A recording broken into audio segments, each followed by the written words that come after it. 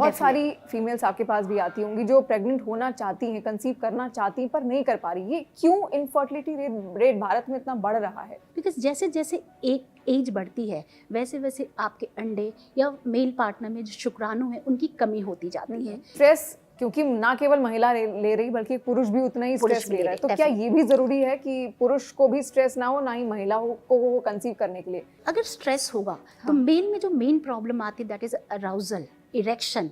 So erectile dysfunction is very common, is they know, ठीक है, and stress एक main उसका रीजन होता है। कई फीमेल्स को ऐसा देखा गया है वो ड्रिंक भी करती हैं प्रेगनेंसी के दौरान, कंसीव उन्होंने किया होता है, सिगरेट भी वो स्मोक करती हैं। इसका क्या इम्पैक्ट पड़ता है बच्चे पे? So smoking is definitely a very high risk factor for any mother who is planning for conceiving. Menopause की जो एज है आजकल बड़ी जल्दी आ रही है, लेडीज 30 या 35 की है लेकिन उनको मेनोपॉज आ जा रहा है। तो स्ट्रेस इज अनदर रीजन जिससे मेनोपॉज जल्दी आ जा रहा है। 8 साल के 6 साल की जो बच्चियां हैं उनमें पीरियड्स हो रहा है, इतनी यंग, मतलब वैसे जैसे नॉर्मल सबके 9th या 10th स्टैंडर्ड में मुझे लगता है शुरू होते हैं जो आइडल एज है, लेकिन इतनी जल्दी 6 और 8 साल की उम्र। The reason being the exposure they are getting to the screen, because the exposure stimulates those hormones. जब आपकी visual exposure हो रहा है, क्योंकि सोशल मीडिया पे आप वो चीजें देख रहे हो, आप वेब सीरीज के थ्रू सब चीजें देख रहे हो, हाँ, तो आपके हॉर्मोन्स जो बॉडी के हैं जल्दी स्टिमुलेट हो रहे हैं। So the girls are attaining puberty early these days, the boys are attaining puberty early these days. Vagina में जो बैक्टीरियाज होते हैं वो वही बैक्टीरियाज होते हैं जो दही के अंदर होते हैं। ये बिल्कुल सत्य है, 100% सत्य है। अच्छा, पीसीओएस और पीसीओडी डॉक्टर बहुत कॉमन देखा गया है, बैठे बैठे काम करना, ठीक है, that is leading to hormonal imbalance. Cervical cancer भी बहुत कॉमन डॉक्टर पूजा। एक simple test, it is not a painful test, चाहे आपको सिम्टम्स हो ना हो, लेकिन हो या ना हो। इसके अलावा एक और कॉमन कैंसर है ब्रेस्ट कैंसर। हाँ, मींस अपने ब्रेस्ट फ्रेंड्स को आप कैसे स्वस्थ रख सकते हैं? एक मुझे अंदर गांठ फील हो रही है, वो गांठ मैडम हार्ड है, वो हिलती नहीं है, वो वहीं पर होती है मैम, उसको टच करने से दर्द होता है, इंटीमेसी के समय दर्द होता है। जैसे ऑरेंज की स्किन नहीं होती, वैसे ही ब्रेस्ट कैंसर में ब्रेस्ट की स्किन हो जाती है। आप ये पॉडकास्ट अगर आप खुद देख रहे हैं इस वक्त तो आपको लग रहा होगा आप कितने हेल्दी हैं, कितने स्वस्थ आप हैं, आपकी लाइफस्टाइल बहुत अच्छी है, क्योंकि हर कोई यही कोशिश करता है अपनी तरफ से कि अपने आप को हेल्दी रखे, अपने आप को साफ रखे, अपने आप को स्वच्छ रखे। लेकिन इसके बावजूद भी बहुत सारी फीमेल्स भारत में ऐसी हैं इस हेल्दी लाइफस्टाइल को मेंटेन करने के बाद भी वो कंसीव नहीं कर पा रही। बहुत बड़ा इशू है इनफर्टिलिटी पूरे भारत में, और इनफर्टिलिटी रेट लगातार बढ़ रहा है। कारण क्या है? यही कारण आज हम जानेंगे। डॉक्टर पूजा चौधरी इस वक्त हमारे साथ हैं, जानी मानी गायनेकोलॉजिस्ट हैं। सबसे पहले तो डॉक्टर पूजा आपका बहुत बहुत स्वागत है। Thank you so much Shivani for inviting me to your channel, and it's my pleasure to be a part of this platform. Thank you so much. I will definitely throw some light on the female issues and other concerns that we are facing these days. Thank you so much doctor Pooja. और सबसे बड़ा concern इस वक्त infertility ही है। बहुत सारी females आपके पास भी आती होंगी जो प्रेग्नेंट होना चाहती हैं, कंसीव करना चाहती हैं पर नहीं कर पा रही। ये क्यों इनफर्टिलिटी रेट भारत में इतना बढ़ रहा है? डेफिनेटली आजकल जो हमारी ओपीडी में होती है 50% ऑफ द फीमेल्स जो हैं they are suffering from infertility, that means बांझपन से, ठीक है। इसका कारण क्या है? क्योंकि पहले में जो हमारे मम्मी लोगों के टाइम थे उस समय ऐसा हार्डली हमें सुनने मिलता था कि किसी को कंसीव करने में दिक्कत हो रही है, लेकिन आजकल more than 50% of the women population is suffering from this. The main reasons behind this are the age, increasing age of marriage. As we see कि these days the average age of marriage is around more than 25 years. That is one of the reason, because जैसे जैसे एक as बढ़ती है वैसे वैसे आपके अंडे या मेल पार्टनर में जो शुक्राणु है उनकी कमी होती जाती है, जिस कारण से कंसीव होने में दिक्कत आती है। दूसरी स्ट्रेस फैक्टर। स्ट्रेस फैक्टर ऐसी चीज़ है जिसको हम किसी टेस्ट से we can not quantify it, but definitely हर एक के माइंडसेट के पीछे एक स्ट्रेस छुपा होता है। आजकल फीमेल्स वी नो कि all want to stand on their own feet, तो कहीं ना कहीं करियर प्रेशर के साथ साथ उनका फैमिली प्रेशर भी होता है, that they have to manage home as well as the professional front also. So nowhere that is adding to the stress, and this is the reason कि many of them are not able to conceive, क्योंकि जब stress body में ज़्यादा होता है तो एक stress hormone होता है cortisol, that is released in the body, and cortisol के कारण हमारे बॉडी के जो सेक्स हार्मोन्स होते हैं oestrogen, progesterone and in the males testosterone, they are affected. And जब हमारे ईस्ट्रोजन प्रोजेस्टेरॉन लेवल गड़बड़ होंगे पीरियड्स आपके गड़बड़ होंगे एंड देन कंसीविंग में चैलेंजेस आएंगे। यानी कि जो नॉर्मल हमारी वर्क लाइफ है उसकी वजह से डिस्टरबेंस आ रही है नॉर्मल लाइफ में, कंसीविंग में स्ट्रेस की वजह से हम कंसीव नहीं कर पा रहे हैं। डेफिनेटली। बट आजकल की लाइफ ही ऐसी हो गई क्योंकि आप 9 to 6 जॉब आपको करनी, कई बार आपको वर्किंग आवर्स आपके बढ़ जाते हैं, तो इस बिजी शेड्यूल में आप स्ट्रेस को अलग कैसे करेंगे और आप कंसीव करना चाहते हैं? See we have to do everything in this 24 hours. Yes. Working women standing on their own feet, it's our choice, and definitely as the cost of living is increasing, each of the family member, हर एक औरत को भी काम करना पड़ेगा और अपने पैर पे खड़ा होना गलत भी नहीं है, ठीक है। बट वी नो कि 9 to 5 और 6 to 10 जो भी जॉब आवर्स होती हैं उसके साथ साथ फीमेल्स को घर भी मैनेज करना होता है। बट आई थिंक हमें अपने हेल्थ को भी प्रायोरिटी देनी चाहिए, अदरवाइज वो दिन दूर नहीं जब बांझपन के केसेस बढ़ते जाएंगे। ऑलरेडी बहुत ज़्यादा बढ़ रहे हैं। तो डेफिनेटली हमें ऐसी अपनी लाइफस्टाइल को थोड़ी सी चेंज करनी चाहिए, इन विच आपका diet that also has a very very important role in fertility and overall women health. हमने देखा है कि वुमेन जो है अपने डाइट को सबसे ज़्यादा अंडरलुक करती है। First of all she will serve the children, the male members, the elderly, and she hardly cares for her diet.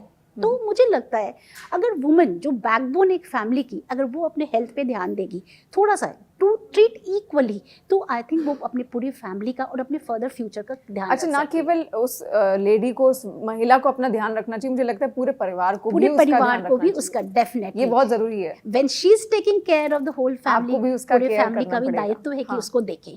दूसरा, at least half an hour of walking.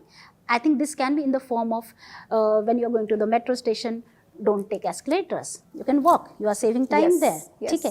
If you have an auto stand nearby, don't go by scooty or car, you can walk up, means उसी time में आप अपनी थोड़ी सी physical activity को बढ़ा पा रहे हो, ठीक है। This is another thing. Other is when you come back home at night after dinner, you can go on a stroll with your partner, that will give you some time with your partner, जो कि आपके intimacy को improve करेगा, आपके sexual health को improve करेगा, plus आपके health एक दूसरे को समय देना भी बहुत ज्यादा जरूरी है, बातें करना, conversation is important. That is very अच्छा, स्ट्रेस क्योंकि ना केवल महिला ले रही बल्कि पुरुष भी उतना ही स्ट्रेस ले रहा है, तो क्या ये भी जरूरी है कि पुरुष को भी स्ट्रेस ना हो, ना ही महिला को वो कंसीव करने के लिए, या केवल महिला का स्ट्रेस लेना? Both the partners play 50-50 role here, ठीक है। सो ऐसा मैं नहीं बोलूंगी कि मेल कैन बी स्ट्रेसफुल, ठीक है, इतनी जिम्मेदार है, बिकॉज अगर स्ट्रेस होगा तो मेल में जो मेन प्रॉब्लम आती है that is arousal, erection. So erectile dysfunction is very common, is they know, ठीक है, एंड स्ट्रेस एक मेन उसका रीज़न होता है। So to prevent arousal dysfunction और इरेक्टाइल डिसफंक्शन और द लिबिडो को हमें मेंटेन करने के लिए definitely stress, diet, regular exercise का बहुत ज़्यादा इंपॉर्टेंट रोल होता है, and this is high time that we understand this thing, that is very important. बिल्कुल डॉक्टर पूजा, बेहद ज़रूरी है।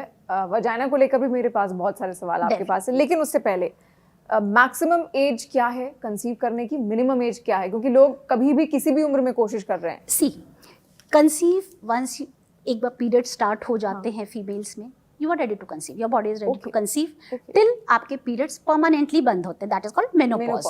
So from menarche, that is the start of menses, to menopause, one is in the reproductive. Now to talk about कौन सी age group best है, so conceive करने का मतलब a healthy baby conceive, it's not that you have conceived. So हमें लगता है as per हमारे experience that 25 to 35 एक बेस्ट एज होता है to plan your pregnancy, when physically आपकी बॉडी रेडी होती है, मेंटली आप थोड़े मेच्योर इनफ हो जाते to take that responsibility, okay, and you can conceive after 35 also, that is not an issue, but the thing is जैसे जैसे as बढ़ती है 35 साल के बाद, वैसे वैसे जो महिलाओं में उनके अंडे की प्रॉब्लम आ सकती है कि अंडा बहुत स्वस्थ नहीं होता है, जिसके कारण जो भ्रूण बनता है वो क्या तो अस्वस्थ बनेगा या उसमें कोई आगे जेनेटिक प्रॉब्लम आ सकती है, जैसे कि down syndrome. Down syndrome mostly देखा गया कि 35 साल प्लस की जो महिलाएं कंसीव करती है उनमें ज़्यादा होता है, क्योंकि एक क्रोमोसोम होता है, ठीक है, जो एक पुरुष और महिला दोनों से आता है।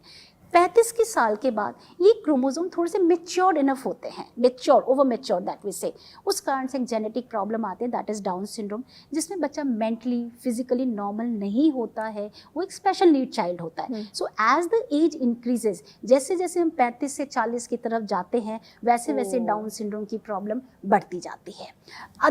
उसके अलावा some of the complications in pregnancy, जैसे thyroid in pregnancy, hypertension in pregnancy, diabetes in pregnancy, pregnancy, twins pregnancy, इन सब के रिस्क जैसे जैसे एज बढ़ती है वो बढ़ जाते हैं. So I think appropriate age of conceiving is 25 to 35 when you have a maximum chances of conceiving a healthy pregnancy, that is.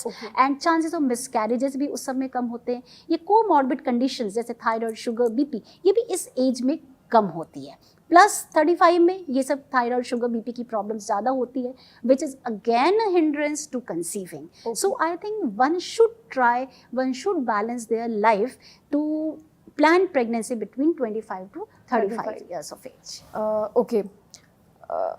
इसके अलावा बहुत सारी फीमेल्स ऐसी हैं, सवाल भी होगा मुझे लगता है ऐसे बहुत सारी फीमेल्स का, कई फीमेल्स को ऐसा देखा गया है वो ड्रिंक भी करती हैं प्रेगनेंसी के दौरान, कंसीव उन्होंने किया होता है, सिगरेट भी वो स्मोक करती हैं. इसका क्या इम्पैक्ट पड़ता है बच्चे पे? See, if you talk about smoking या alcohol, both addictions are very bad for any pregnant woman जो भी अपने conceiving plan कर रही है.